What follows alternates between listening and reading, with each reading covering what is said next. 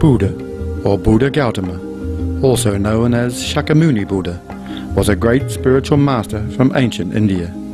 Born as Prince Siddhartha Gautama in 5th century BC, he would have naturally inherited the vast wealth of a kingdom. However, the prince one day left the palace life in search of spiritual knowledge. After years of contemplative seeking, the Buddha attained enlightenment under the Bodhi tree.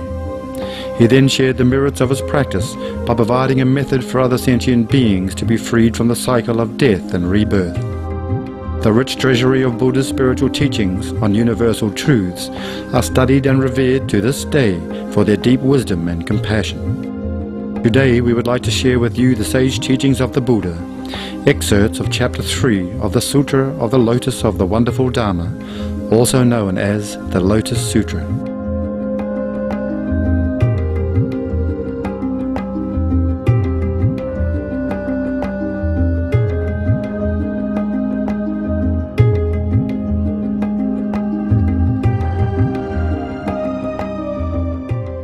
At that time, when the 4 kinds of believers, namely monks, nuns, householder men, and householder women, and the heavenly beings, dragons, yakshas, nature spirits, gandharvas, demigods, asuras, supernatural beings, garudas, wise bird creatures, kimnaras, half-human, half-bird celestial musicians, mahoragas, great serpents, and others in the great assembly saw how Shariputra received from the Buddha this prophecy, that he would attain Anuttara Samyak Sambodhi, highest perfection.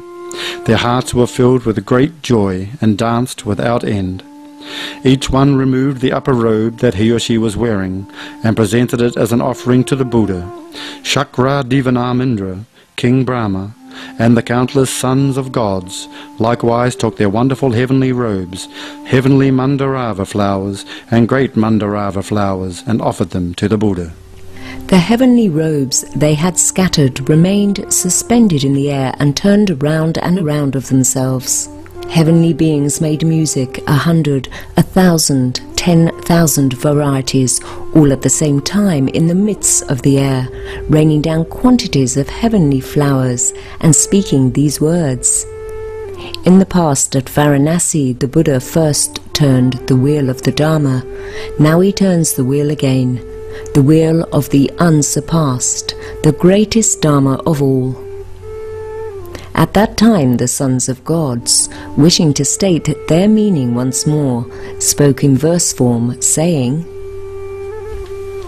In the past at Varanasi, you turned the wheel of the Dharma of the 4 noble truths, making distinctions, preaching that all things are born and become extinct, being made up of the 5 components. Now you turn the wheel of the most wonderful, the unsurpassed great Dharma, true teaching. This Dharma, true teaching, is very profound and abstruse. There are few who can believe it. Since times past we have heard the world-honored ones preaching, but we have never heard this kind of profound, wonderful and superior Dharma, true teaching. Since the world-honored one preaches this Dharma, true teaching, we all welcome it with joy. Shariputra, with his great wisdom, has now received this venerable prophecy. We too, in the same way, will surely be able to attain Buddhahood throughout all the many worlds, the most venerable, the unsurpassed goal. The Buddha way is difficult to fathom, but you will preach with the expedient means, according to what is appropriate. The meritorious deeds we have done in this existence or past existences, and the blessings gained from seeing the Buddha, all these we will apply to the Buddha way. At that time, Shariputra said to the Buddha, World-honored one, now I have no mere doubts or regrets. In person I have received from the Buddha this prophecy that I will attain Anuttara Samyak Sambodhi, highest perfection. These 1,200 persons here whose minds are free, in the past they remained at the level of learning, and the Buddha constantly taught and converted them, saying, My Dharma can free you from birth, old age, sickness and death, and enable you to at last achieve nirvana, eternal bliss. These persons, some of whom were still learning, and some who had completed their learning, each believed that because he has shed his views of self, and also his views of existing and not existing, he had attained nirvana, eternal bliss. But now from the world-honoured one they hear what they had never heard before, and all have fallen into doubt and perplexity. Very well, world-honoured one. I beg that for the sake of the four kinds of believers you will explain the causes and conditions and make it possible for them to shed their doubts and regrets. At that time the Buddha said to Shariputra, "Did I not tell you earlier that when the Buddhas, the world-honoured ones, cite various causes and conditions and use similes, parables and other expressions, employing expedient means to preach the Dharma, it is all for the sake of Anuttara Samyak Sambuddhi, or the highest perfection. Whatever is preached is all for the sake of converting the bodhisattvas. Moreover, Shariputra, I too will now make use of similes and parables to further clarify this doctrine, for through similes and parables, those who are wise can obtain understanding." Shariputra, suppose that in a certain town, in a certain country, there was a very rich man. He was far along in years, and his wealth was beyond measure. He had many fields, houses, and men-servants. His own house was big and rambling, but it had only one gate. A great many people, 100, 200, perhaps as many as 500, lived in the house. The halls and rooms were old and decaying, the walls crumbling, the pillars rotten at their base, and the beams and rafters crooked and aslant. At that time a fire suddenly broke out on all sides, spreading through the rooms of the house. The sons of the rich man, 10, 20, perhaps 30, were inside the house. When the rich man saw the huge flames leaping up on every side, he was greatly alarmed and fearful, and thought to himself, "I can escape to safety through the flaming gate, but my sons are inside the burning house enjoying themselves and playing games, unaware, unknowing, without alarm or fear. The fire is closing in on them. Suffering and pain threaten them, yet their minds have no sense of loathing or peril, and they do not think of trying to escape." Shariputra, this rich man thought to himself, "I have strength in my body and arms. I can wrap them in a robe or place them on a bench and carry them out of the house." And then again he thought, "This house has only one gate, and moreover it is narrow and small. My sons are very young. They have no understanding, and they love their games, being so engrossed in them that they are likely to be burned in the fire. I must explain to them why I am fearful and alarmed. The house is already in flames, and I must get them out quickly and not let them be burned up in the fire." Having thought in this way, he followed his plan and called to all his sons, saying, "You must come out at once." But though the father was moved by pity and gave good words of instruction, the sons were absorbed in their games and unwilling to heed them. They had no alarm, no fright, and in the end no mind to leave the house. Moreover, they did not understand what the fire was, what the house was, what the danger was. They merely raced about this way and that in play, and looked at their father without heeding him. At that time the rich man had this thought, "The house is already in flames from this huge fire. If I and my sons do not get out at once, we are certain to be burned. I must now invent some expedient means that will make it possible for the children to escape harm."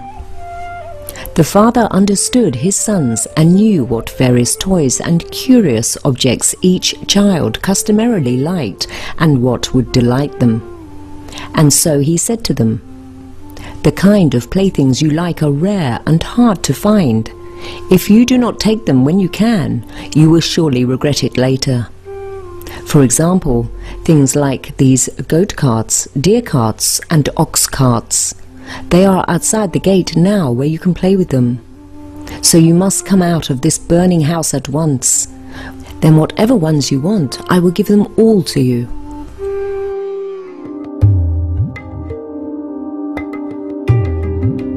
At that time, when the sons heard their father telling them about these rare playthings, because such things were just what they had wanted, each felt emboldened in heart, and pushing and shoving one another, they all came wildly dashing out of the burning house. At that time the rich man, seeing that his sons had gotten out safely and all were seated on the open ground at the crossroads and were no longer in danger, was greatly relieved, and his mind danced for joy. At that time each of the sons said to his father, "The playthings you promised us earlier, the goat carts, the deer carts, the ox carts, please give them to us now." Shariputra. At that time the rich man gave to each of his sons a large carriage of uniform size and quality. The carriages were tall and spacious and adorned with numerous jewels. A railing ran all around them, and bells hung from all four sides. A canopy was stretched over the top, which was also decorated with an assortment of precious jewels. Ropes of jewels twined around, a fringe of flowers hung down, and layers of cushions were spread inside, on which were placed vermilion pillows. In addition, there were many grooms and servants to attend and guard the carriage. What was the reason for this? This rich man's wealth was limitless, and he had many kinds of storehouses that were all filled and overflowing. And he thought to himself, "There is no end to my possessions. It would not be right if I were to give my sons small carriages of inferior make. These little boys are all my sons, and I love them without partiality. I have countless numbers of large carriages adorned with 7 kinds of gems. I should be fair-minded and give one to each of my sons. I should not show any discrimination. Why?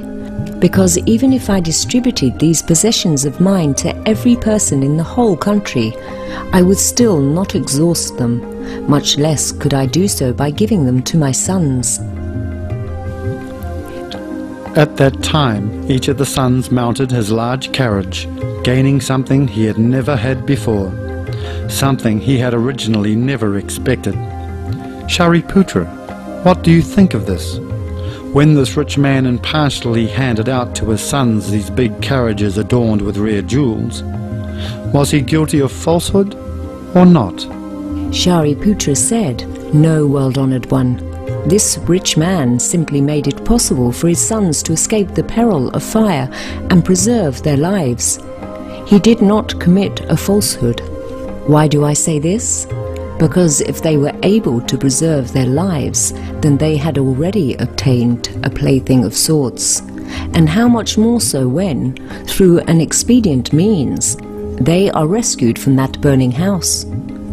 World-honored one, even if the rich man had not given them the tiniest carriage, he would still not be guilty of falsehood. Why? Because this rich man had earlier made up his mind that he would employ an expedient means to cause his sons to escape. Using a device of this kind was no act of falsehood. How much less so, then, when the rich man knew that his wealth was limitless, and he intended to enrich and benefit his sons by giving each of them a large carriage. The Buddha said to Shariputra, "Very good, very good. It is just as you have said.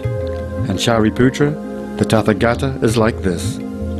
That is, he is a father to all the world. His fears, cares and anxieties, ignorance and misunderstanding have long come to an end, leaving no residue. He has fully succeeded in acquiring measureless insight, power and freedom from fear, and gaining great supernatural powers and the power of wisdom. He is endowed with expedient means and the parameter of wisdom. His great pity and great compassion are constant and unflagging. At all times he seeks what is good and will bring benefit to all.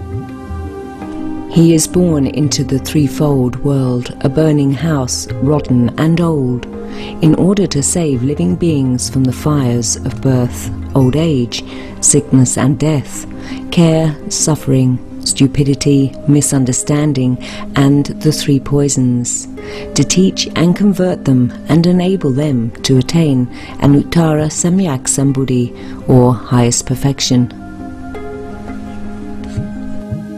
He sees living beings seared and consumed by birth, old age, sickness and death, care and suffering, sees them undergo many kinds of pain because of their greed and attachment and striving. They undergo numerous pains in their present existence, and later they undergo the pain of being reborn in hell or as beasts or hungry spirits. Even if they are reborn in the heavenly realm or the realm of human beings, they undergo the pain of poverty and want, the pain of parting from loved ones, the pain of encountering those they detest, all these many different kinds of pain. Yet living beings drowned in the midst of all this delight and amuse themselves, unaware, unknowing, without alarm or fear. They feel no sense of loathing and make no attempt to escape. In this burning house, which is the threefold world, they race about to east and west, and though they encounter great pain, they are not distressed by it. Shariputra, when the Buddha sees this, then he thinks to himself, I am the father of living beings, and I should rescue them from their suffering, and give them the joy of the measureless and boundless Buddha wisdom, so that they may find their enjoyment in that. Shariputra, the Tathagata also has this thought. If I should merely employ supernatural powers and the power of wisdom, if I should set aside expedient means, and for the sake of living beings should praise the Tathagata's insight, power and freedom from fear, then living beings would not be able to gain salvation. Why? Because these living beings have not yet escaped from birth, old age, sickness, death, care and suffering, but are consumed by flames in the burning house that is the threefold world. How could they be able to understand the Buddha's wisdom? Shariputra, that rich man, though he had strength in his body and arms, did not use it. He merely employed a carefully contrived expedient means, and thus was able to rescue his sons from the peril of the burning house, and afterward gave each of them a large carriage adorned with rare jewels. And the Tathagata does the same. Though he possesses power and freedom from fear, he does not use these. He merely employs wisdom and expedient means to rescue living beings from the burning house of the threefold world, expounding to them the 3 vehicles, the vehicle of the voice-hearer, that of Pratyeka Buddha, lone Buddha, and that of the Buddha. He says to them, you must not be content to stay in this burning house of the threefold world. Do not be greedy for its coarse and shoddy forms, sounds, scents, tastes and sensations. If you become attached to them and learn to love them, you will be burned up. You must come out of this threefold world at once, so that you can acquire the 3 vehicles. The vehicles of the voice-hearer, the Pratyeka Buddha or lone Buddha, and the Buddha. I promise you now that you will get them, and that promise will never prove false. You have only to apply yourselves with diligent effort. The Tathagata employs this expedient means to lure living beings into action. And then he says to them, you should understand that these doctrines of the 3 vehicles are all praised by the sages. They are free, without entanglements, leaving nothing further to depend upon or seek. Mount these 3 vehicles, gain roots that are without outflows, gain powers, awareness, the way, meditation, emancipation, samadhis, and then enjoy yourselves. You will gain the delight of immeasurable peace and safety.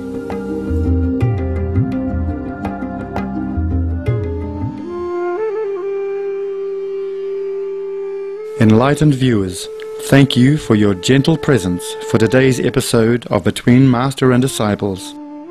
Join us again next Wednesday for part 3 of Buddhism's sacred scripture, the Sutra of the Lotus of the Wonderful Dharma, Chapter 3. Please stay tuned to Supreme Master Television for Planet Earth, our loving home. Coming up next after noteworthy news. Joyously, we wish you many blessings from the Divine. For more details, please visit www.suprememastertv.com/BMD.